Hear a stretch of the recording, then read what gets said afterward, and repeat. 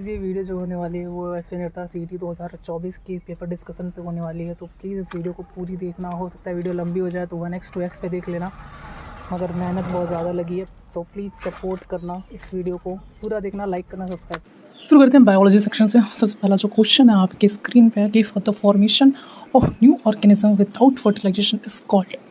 Answer आपका side by side देखने को मिल जाएगा, जिसमें मैं हर एक ऑप्शन को काफ़ी अच्छे से एक्सप्लेन भी कर दूंगा, ठीक है ना।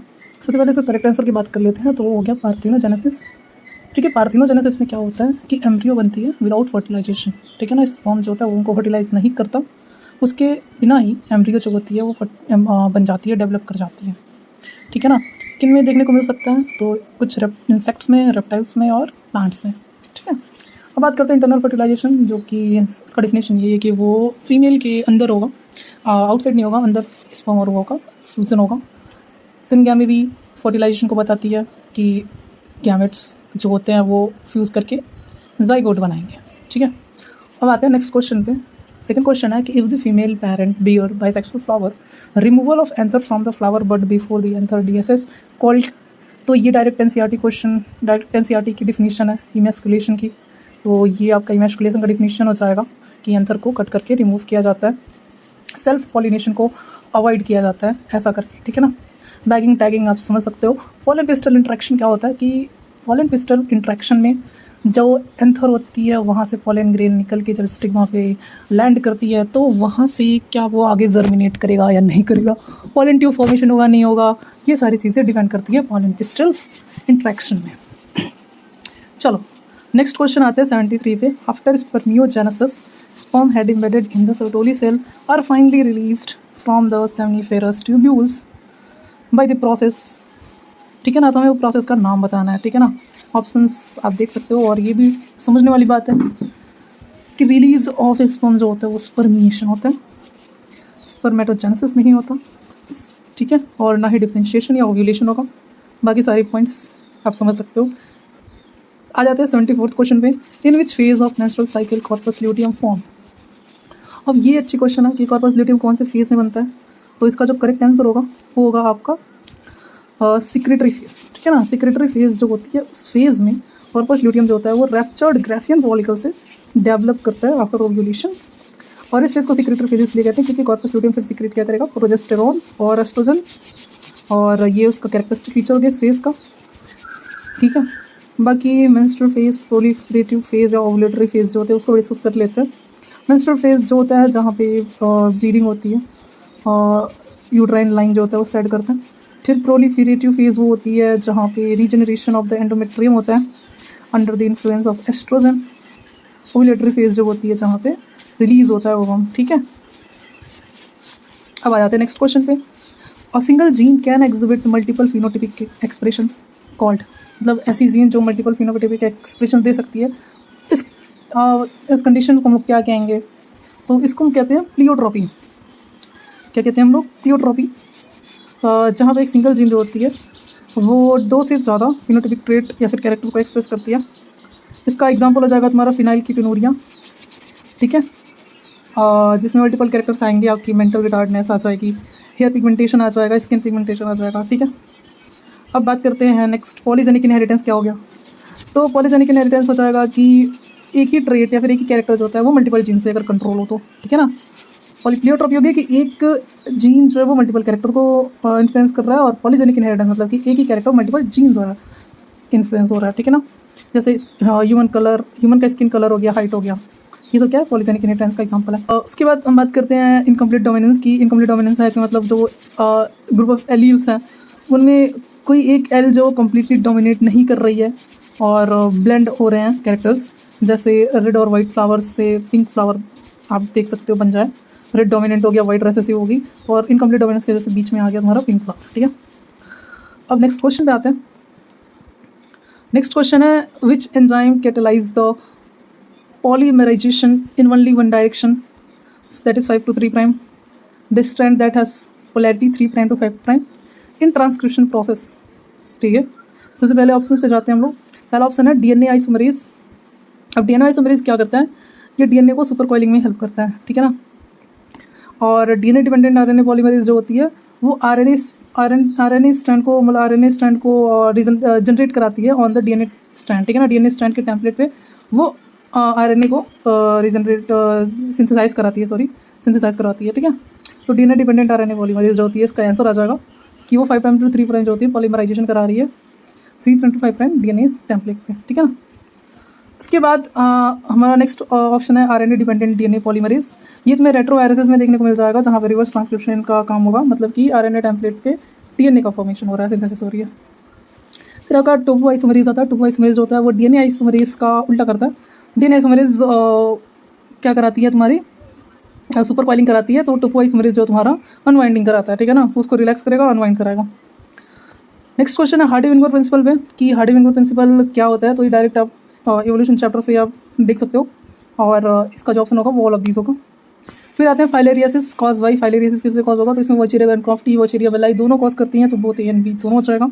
71 क्वेश्चन पे आते हैं, the capacity to generate a whole plant from any cell, फिर एक्सप्लेंट इज कॉल्ड, तो ये टोटिपोटेंसी डायरेक्ट डिफिनेशन पे टोटिपोटेंसी का, ठीक है ना। तो ऐसे बायो में क्वेश्चन आ जाते हैं डायरेक्ट, लास्ट ईयर तो ऐसे ही आया था, तो कम से कम ऐसे एनसीईआरटी पढ़ के जाना, ठीक है। बाकी अगर मैं बात करूँ थोड़ा सा और डिटेल में, तो अगर हम देख लेते हैं आपकी बायोफोर्टिफिकेशन की, तो बायोफोर्टिफिकेशन क्या हो गया, it is a process of increasing the nutritional value of the food crop, ठीक है ना।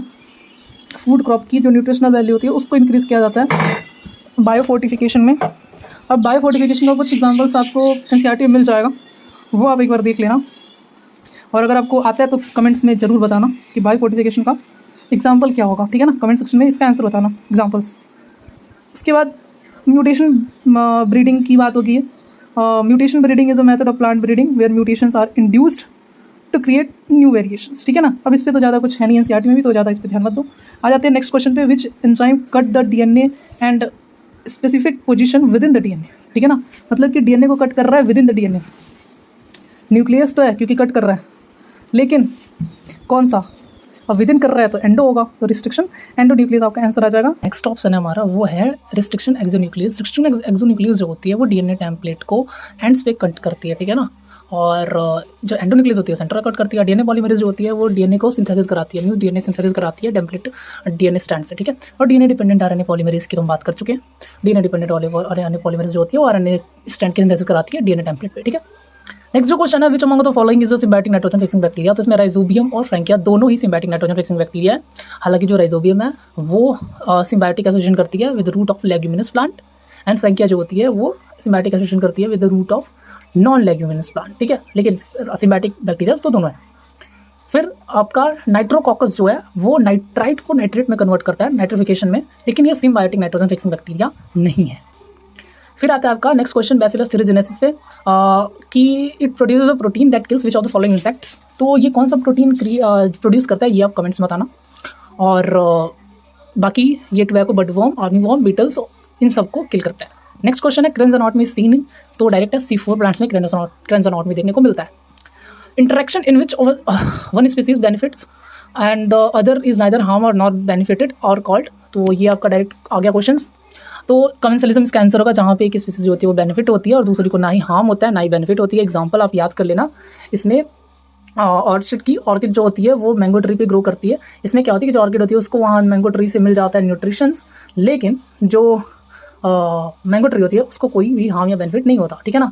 अब बात कर लेते हैं बाकी वाले ऑप्शंस को, ठीक है। अब जो अमेंसलिज्म की बात कर लेते हैं तो उसमें एक जो होती है उसको हार्म होती है किस स्पीसीज को, और दूसरी जो स्पीसीज होती है वो अनअफेक्टेड रहती है। और इसका एग्जांपल जो होती है वो आ गया कि फंगस आ जाएगी। फंगस मतलब पेनिसिलिन हम जानते हैं कि जो पेनिसिलिन होती है वो पेनिसिलियम वाली जो स्टोरी आपको याद होगी, उसमें क्या होता है कि जो फंगस होती है अपने अराउंड एक केमिकल सीक्रेट करती थी, उस केमिकल के कॉन्टैक्ट में आने पर जो बैक्टीरिया होती है वो डेड कर जाती थी, मर जाती थी। इससे हमने पेनिसिलियम बनाया था, ठीक है ना। तो इसमें क्या होती है कि जो फंगस होती है उसको इस केमिकल से ज़्यादा कोई हार्म या बेनिफिट नहीं होता, लेकिन जो बैक्टीरिया होती है वो मर जाती है, तो उसको हार्मफुल होती है उसके लिए। अब बात करते हैं म्यूचुअलिज्म की। म्यूचुअलिज्म में क्या होता है कि both this is get benefited, ठीक है ना। इसकी एग्जांपल याद रख लेना, लाइकेंस और माइकोराइजा। अब आप ये बताना कि जो लाइकेंस होती है उसमें होता है फंगस और एल्गी का एसोसिएशन, तो इसमें ये दोनों एक दूसरे से बेनिफिटेड कैसे होते हैं, किस वे में, या कमेंट्स में बताओ, ठीक है। नेक्स्ट क्वेश्चन है नेक्स्ट जो ऑप्शन है वो प्रेडिक्शन का। प्रेडिक्शन में आपको याद रखना होगा एक प्रेडेटर होगा और एक प्रे होगा, ठीक है ना। अब नेक्स्ट क्वेश्चन आते हैं कि विच ट्रॉपिक लेवल है certain mass of living material at इस पर्टिकुलर टाइम पीरियड, उसको क्या कहते हैं, तो ये डायरेक्ट एग्जांपल हो जाएगा स्टैंडिंग क्रॉप का, ठीक है ना। डायरेक्ट एग्जांपल होगा, आपका क्वेश्चन आ जाएगा स्टैंडिंग क्रॉप हो जाएगा इसका। बाकी पार क्या होता है, पार होता है आपका photosynthetically active radiations, light energy available for photosynthesis, ठीक है ना, हो गया आपका पार। फिर बायोनिक मास जो होगी है, बायोनिक मास जो होती है which is not the term in the ecology, ठीक है ना, तो इसके ऊपर अब बात ही नहीं करेंगे हम लोग। फिर उसके बाद आपका नेक्स्ट क्वेश्चन आता है, species that invade a bare area are called. एक स्पीसीज जो बेयर एरिया को इन्वेड करे, वहाँ पे ग्रो करे, तो जो पहली स्पीसीज वहाँ ग्रो करती है उसको हम क्या कहते हैं, पायनियर स्पीसीज, ठीक है ना, तो करेक्ट हो जाएगा आपका पायनियर स्पीसीज, ठीक है। बाकी अगर हम ऑप्शंस की बात करें तो जैसे climax community is a stable mature community that develop at the end of the ecological succession, ठीक है ना, तो लास्ट में जो कम्युनिटी डेवलप करती है, जो ग्रो करती है, बचती है, वही हमारी क्लाइमेक्स कम्युनिटी होती है। बाकी सीरीज स्पीसीज जो है इस पर ध्यान मत दो, ये तो अपनी एनसीईआरटी में है ही नहीं। ज़्यार्ज स्पीसीज जो है इनको याद कर लो, is the pioneer species might be xeric, मतलब कि जो ड्राई कंडीशन को अडॉप्ट करते हैं, and the term describe adaptation to the dryness, ठीक है ना। नेक्स्ट क्वेश्चन आते हैं, we save entire forest to save the tiger, this approach of conservation is क्या कहते हैं, ठीक है ना, तो जाहिर सी बात है हमने पूरा फॉरेस्ट को ही कंजर्व कर लिया, ना कि उस स्पीसीज को वहाँ से निकाल के एक पर्टिकुलर एटमॉस्फेयर में ले जा रहे हैं, कंजर्वेशन जगह पे ले जा रहे हैं हम। जब अगर उसकी पूरी सराउंडिंग को, उसके पूरे इकोसिस्टम को कंजर्व कर रहे हैं तो वो हो जाएगा इन सिटू कंजर्वेशन, ठीक है। बाकी एक्स सिटू भी हमने उस स्पीसीज को निकाला, हम उसको ले जाके किसी जूलॉजिकल पार्क में रख दें, ठीक है ना, जू में रख दें, तो वो एक्स सिटू कंजर्वेशन हो गया। नेक्स्ट क्वेश्चन है कि presence of large amount of nutrient in water which causes excessive growth of planktonic, ठीक है ना, मतलब तो इसको क्या कहेंगे, तो जाहिर सी बात है इसको हम लोग क्या कहते हैं, एल्गल ब्लूम कहेंगे, ठीक है ना, मतलब एक्सेसिव प्रेजेंस ऑफ न्यूट्रिएंट जब होगा लाइक नाइट्रेट या phosphate in water body due to the pollution, ये लीड करेगी rapid and abundant growth of algae and other planktonic organism, ठीक है ना, तो ये हो जाएगी हमारी एल्गल ब्लूम। और एल्गल ब्लूम आगे चल के लीड करती है क्या, यूट्रिफिकेशन, ठीक है ना। Next sonic bloom, plank bloom, ये सारी चीज़ें जानने की जरूरत नहीं है। बायोलॉजिकल ऑक्सीजन डिमांड जान लो, biological oxygen demand is the measure of the amount of dissolved oxygen consume by micro organism in the decomposition of the organic matter, मतलब कि उस पर्टिकुलर वाटर में, उस पर्टिकुलर वाटर में, पॉन्ड में, जो भी जहाँ भी हम देख रहे हैं, वहाँ पे जो ऑर्गेनिक मैटर है, जहाँ जो ऑर्गेनिक मैटर है वो किस रेट पे कंज्यूम किया जा रहा है उस माइक्रो ऑर्गेनिज्म से द्वारा, ठीक है ना, वो हो जाएगी आपकी बायोलॉजिकल ऑक्सीजन डिमांड, ठीक है। तो एल्गल ब्लूम क्या करता है, इंक्रीज करता है बायोलॉजिकल ऑक्सीजन डिमांड को, ठीक है ना। अब हम बात करते हैं नेक्स्ट की, which among the following are copper releasing IUD, direct examples हैं, तो इसमें ऑल ऑफ दीज आपको याद रखना पड़ेगा कि कॉपर टी, कॉपर 7, मल्टीलोड 375, ये सारी क्या हैं, आपकी कॉपर रिलीजिंग आईओडीज है, ठीक है ना। अब ये क्या करते हैं ये भी याद रख लेना, जैसे they suppress the sperm motility and the fertilising capacity of sperm, क्या होता है इनका रोल, लाइक अगर आगे क्वेश्चन आता है कि कॉपर रिलीजिंग आईडी का मेन फंक्शन क्या होता है आने वाले 2025 में, तो आपको याद होना चाहिए they suppress the sperm motility and fertilising capacity of the sperm, ठीक है ना। नेक्स्ट क्वेश्चन आता है, when breeding between same breed animals called क्या, ठीक है ना, सेम ब्रीड के एनिमल्स में अगर हम ब्रीडिंग कर रहे हैं तो उसका क्या कहेंगे, तो जैसे बात है इसको हम लोग क्या कहेंगे, इनब्रीडिंग, ठीक है, सॉरी, इसको कहेंगे हम लोग इनब्रीडिंग। और इनब्रीडिंग क्या लीड करता है, इनब्रीडिंग डिप्रेशन को, जो आपका डी ऑप्शन है, ठीक है ना, ये क्या करता है, इनब्रीडिंग डिप्रेशन करता है। तो इनब्रीडिंग डिप्रेशन क्या होता है कि मतलब क्या लीड करती है कि जो हमारी फर्टिलिटी है या जो प्रोडक्शन है उसकी जो कैपेसिटी है वो रिड्यूस करती जाती है धीरे धीरे धीरे धीरे धीरे धीरे, और जो रेसेसिव हार्मफुल एलियंस हैं उनकी एक्सप्रेशन जो होती है वो बढ़ जाती है, तो ये होती है हमारी इनब्रीडिंग डिप्रेशन। बाकी आउट क्रॉसिंग क्या होती है, out crossing is mating of unrelated animals of the same breed but having no common ancestor, कोई कॉमन एंसेस्टर नहीं होता, अनरिलेटेड एनिमल्स का हम लोग मेट करते हैं, ठीक है ना, ऑफ द सेम ब्रीड। फिर बात करते हैं हम लोग आउट ब्रीडिंग क्या होती है, आउट ब्रीडिंग में क्या होती है कि अनरिलेटेड एनिमल होते हैं, ठीक है ना, which include out crossing, cross breeding and interspecific hybridization, ठीक है ना। तो ये जो तीन ऑप्शन आपके out crossing, out cross breeding और इंटरस्पेसिफिक हाइब्रिडाइजेशन, ये तीनों आउट ब्रीडिंग के एग्जाम्पल्स आ जाएंगे, ठीक है ना। इनको डिटेल में जानने के लिए एनसीईआरटी पढ़ लेना। Next question is homo sapien belong to which order, direct है आप एनसीईआरटी से ऑर्डर, क्लास, फाइलम, ठीक है ना, ये सारी चीज़ें याद कर लेना, जो चार्ट आपको मिल जाएगा एनसीईआरटी के 11th एनसीईआरटी में, ठीक है ना, बायोलॉजिकल क्लासिफिकेशन में, उसके आप अच्छे से याद कर लेना, ठीक है ना। तो इसका एग्जांपल हो जाएगा आपका प्राइमेटा, प्राइमेटा जो है वो ऑर्डर है, ठीक है ना। नेक्स्ट क्वेश्चन है, asexual reproduction take place in phycomycetes by, phycomycetes में एसेक्सुअल रिप्रोडक्शन जो है वो कैसे टेक प्लेस करता है, सबसे पहले तो आपको याद होना चाहिए कि वो एसेक्सुअल रिप्रोडक्शन करता है जू स्पोर से और ए प्लानोस्पोर से, ठीक है ना, जो करता है जू स्पोर से और ए प्लानोस्पोर से। जो जू स्पोर होता है वो मोटाइल होता है और जो ए प्लानोस्पोर होता है वो नॉन मोटाइल होता है, तो जो बी ऑप्शन इसका मोटाइल जू स्पोर और नॉन मोटाइल ए प्लानोस्पोर, ठीक है ना, तो बी ऑप्शन इसका करेक्ट है। नेक्स्ट क्वेश्चन है the female sex organ in the bryophytes are. तो female sex organ in bryophytes को हम लोग क्या कहते हैं, तो उसको हम लोग डायरेक्ट क्या कहते हैं, आर्चिगोनियम कहते हैं, ठीक है ना। This is the flask the female sex organ in the bryophytes, ठीक है ना। ब्रायोफाइट्स में क्या इंक्लूड होता है, मॉसेस आते हैं और लिवरवर्ट्स आते हैं, ठीक है ना। इसके बाद बात कर लेते हैं बाकी ऑप्शंस को भी। तो एंथ्रीडियम क्या होती है, एंथ्रीडियम जो होती है मेल सेक्स ऑर्गन होती है ब्रायोफाइट्स और टेरिडोफाइट्स में।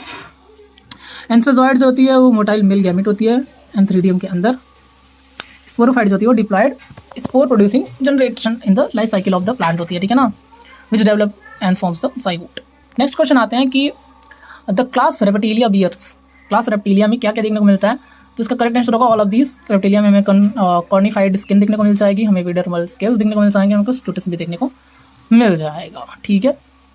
कॉर्निफाइड स्किन क्या होती है, it refers to the hardness protective outer layer of the skin rich in keratin. Epidermal scales क्या होते हैं, they protective scale form the epidermis. And scutes क्या होते हैं, these are the bony plates और large plate like scales which is often found on the turtles, ठीक है ना। चलो नेक्स्ट क्वेश्चन पे आते हैं। Pneumatophores are seen in, pneumatophores क्या होते हैं, न्यूमेटोफोर्स किसमें देखने को मिल जाते हैं, तो न्यूमेटोफोर्स क्या होते हैं, सबसे पहले तो ये जान लो। They are the specialised root that grow vertically upward out of the water और मड टू ऑब्टेन ऑक्सीजन। मतलब वो रूट्स जो ऑक्सीजन लेते हैं रेस्पिरेशन कर रहे हैं, ठीक है ना। They are the characteristic feature of mangrove plant, तो मैनग्रूव प्लांट में देखने को मिलता है, ठीक है ना। तो इसका जो करेक्ट ऑप्शन हो जाएगा आपका राइजोफोरा। राइजोफोरा जो है वो जीनस है ऑफ द मैनग्रूव, ठीक है ना। बाकी ऑप्शन आपके करेक्ट नहीं है, डायरेक्ट याद करो। न्यूमेटोफोर्स का एक एग्जांपल एनसीईआरटी में Rhizophora. Which among the following statement is true, अब कौन सा स्टेटमेंट ट्रू है, नेक्स्ट क्वेश्चन है, हम उसके ऊपर बात करेंगे।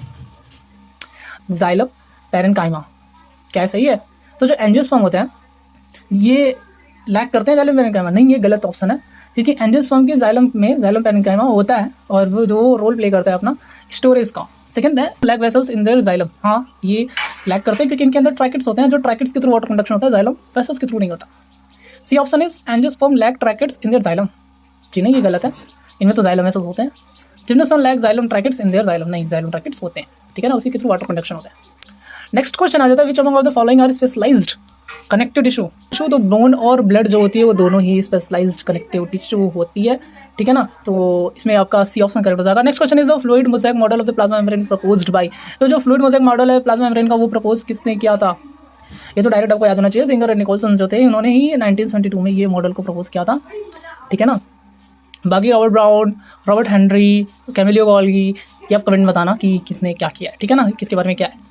Next question is that haemoglobin human haemoglobin contains, तो ये डायरेक्ट हो गया 2 अल्फा सब यूनिट्स एंड 2 बीटा सब यूनिट्स, ठीक है ना, डायरेक्ट आपकी बायोमोलिक्यूल्स चैप्टर से आपको आंसर मिल जाएगा। Synaptonemal complex is formed in which phase of the meiosis 1, synaptonemal complex जो है वो मियोसिस 1 के किस फेज में बनता है, तो हम मियोसिस 1 के सारे फेजेस को पहले जान लेते हैं। मियोसिस 1 के सारे फेजेस जो हैं वो हैं लेप्टोटीन, जाइगोटीन, पैकेटीन, डिप्लोटीन और डाइकेनेसिस, ठीक है ना।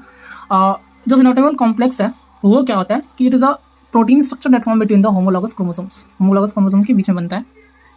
पैकेटिन जो स्टेज होता है इसमें ये जो सिनेप्टोनिमल कॉम्प्लेक्स होता है वो फुल्ली फॉर्म हो जाता है, ठीक है ना। और जो क्रॉसिंग ओवर है वो ऑकर होती है between the 2 non sister chromatids of the homologous chromosome. Leptotene जो होती है यहाँ पे chromosome begins to condense but the synapse has not occurred. Zygotene जो स्टेज होती है यहाँ जो होमोलॉगस क्रोमोसोम होते हैं वो स्टार्ट होते हैं बीइंग पेयर अप, ठीक है ना। और जो डिप्लोटीन होती है यहाँ पे जो सिनेप्टोनिमल कॉम्प्लेक्स होता है वो डिसॉल्व कर जाता है और जो होमोलॉगस क्रोमोसोम होते हैं वो बिगिंस टू सेपरेट, ठीक है ना। मतलब इसके बाद आपका किस मैटा बनेगा, ठीक है ना, क्रॉसिंग ओवर होगा।